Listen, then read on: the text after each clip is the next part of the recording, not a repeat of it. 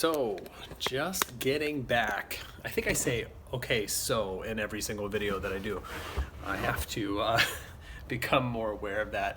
I was watching a few videos, teaching videos from last week or 2 weeks ago, and I realized I start that way. I will clean that up. The good thing about documenting a lot of this is that I'm learning things about myself, my own learning, and how to think through some of these things. So today, I am just getting back from a 4-hour trip. I literally just got out of the van.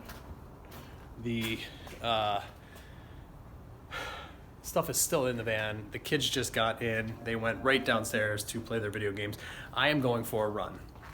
I drove the entire way, about almost 3.5, 4 hours worth of car time. So my legs are a little tired from sitting, or they're stagnant. So I'm looking to shake some of this out in the first couple minutes of this run, but it is 40 degrees, feeling pretty good about the temperature, and gonna get out there. The goal is just to get 5 miles in.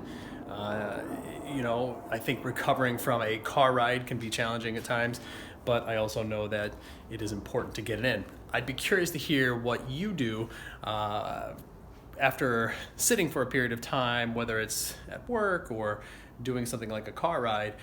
What's your sort of mindset for getting out there for a run? Right now, my mindset is just to get some movement, some blood flow, really get into a run, but not overdo it to the point where I break form or risk injury. So I'm going to warm up here with some butt kickers, a little bit of stretching before I head out, and I'll keep you posted on the post run in a minute. Here we go.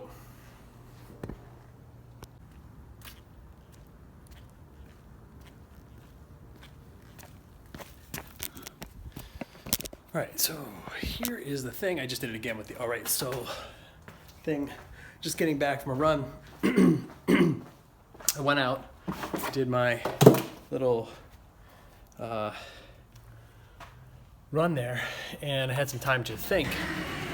And what I realized was on that run that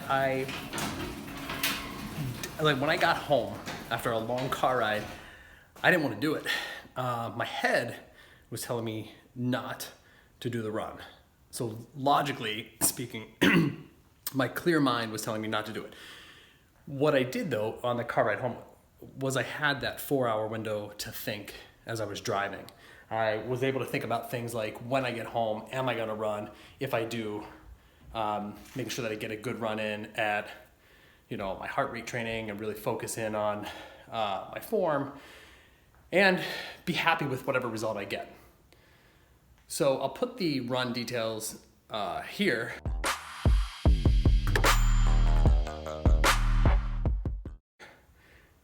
And if you look at the heart rate on what you just saw there, my heart rate was high. And I'll just say, I think part of that was because it's the holidays.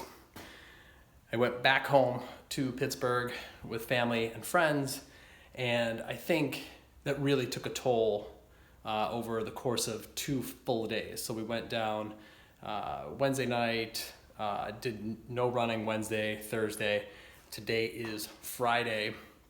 And generally, I don't like to go 3 days without a run or some focused energy into my overall fitness. So, being home, you're at the mercy of things like cookies, food, drink, and you expose yourself to those things. And I was aware that I was eating those things and having some moments where I didn't have good goals around my fitness or nutrition. But what I did on the way home was I thought about, if I'm going to go home and I'm going to run today, what's going to be the thing that sort of triggers me emotionally into getting that run in? And so 2 things, and maybe this will work for you, maybe this will help you, and that's the beauty of me documenting my journey, is that I'm learning about it too. I came home, and rather than getting right out of the car and doing logically what my brain would say, get out of the car, go take a rest. You've driven all day and you're tired and you've got things to unload and unpack and do those sorts of things. I could have logically done that, but I let the emotional me take over in that moment and sort of conquer the head. So emotionally, I was like, buddy, you got to get out and do a run. You need to move your legs. You need to get your blood flow going. You need to exercise in order to feel good. And quite frankly, right now, I do feel pretty good about it. I'm happy with that run, getting out there, feeling accomplished for the day. So that was one thing, getting right out of the car, getting right into the run. Literally a matter of 8 minutes. The second thing was I went in there, and you saw at the beginning of the video, normally every morning I start with my greens. And I didn't have them this morning because I was out of town for 2 days, so I didn't bring them with me. I forgot to pack that.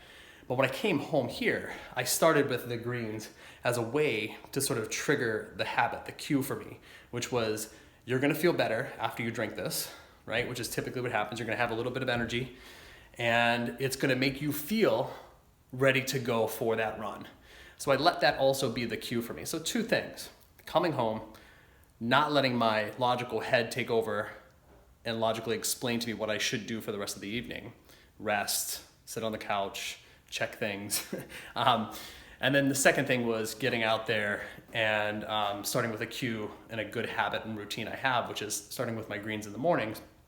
And I did that today as I came home. So I don't know if that'll work for you. Maybe it will, but I tell you, I feel good about my progress. Even though my heart rate training was off today and it was more of a tempo run because it was more at that 152, I feel pretty good about that run and that progress. So thanks for watching. And that was episode 11. So marathon training, 2 things after a long car ride or road trip back, get right at it. Don't allow yourself any downtime. And then the second thing was find that cue for you that works, that triggers you into the good habits and your fitness workout. Thanks.